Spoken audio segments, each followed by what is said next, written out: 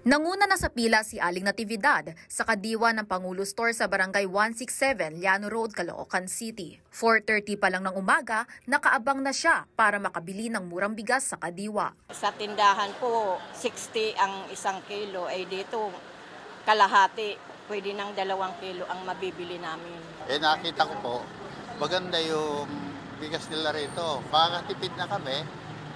Makaka-save pa kami ng konting pera para maibili pa ng ibang pangailangan. Sa halagang 29 pesos, makakabili ka na ng 1 kilong bigas. Mula sa mga magsasaka, direktang ibinagsak ang 100 sakong bigas sa kadiwa ng Pangulo Store sa Caloocan. Pwedeng bumili ng hanggang 3 kilong bigas bawat mamimili. Bukod sa murang bigas, mura ring mabibili ang mga gulay at prutas. Bagamat tumaas ang presyong petrolyo, bumaba naman ng hanggang 5 piso ang ilang mga produkto sa kadiwa Caloocan kung ikukumpara ito noong nakaraang linggo. Huli raw kasing naapektuhan ng pagtaas ng presyo ang mga gulay. Nahuhuli po talaga ang magsasaka sa paggalaw ng presyo. Hindi kami nasusunod doon, lalo-lalo na yung produkto namin ay supply and demand. Kung wala pong ganong demand sa gulay, hindi po namin karaka-raka maitataas.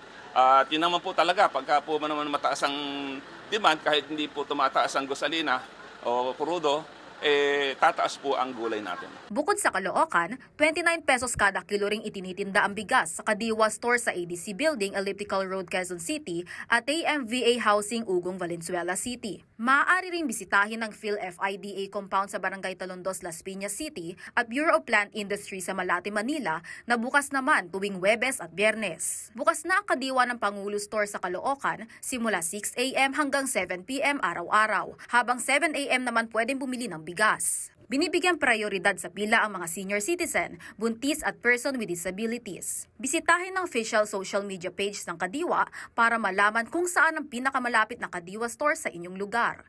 Vel Custodio para sa Pambansang TV sa Bagong Pilipinas.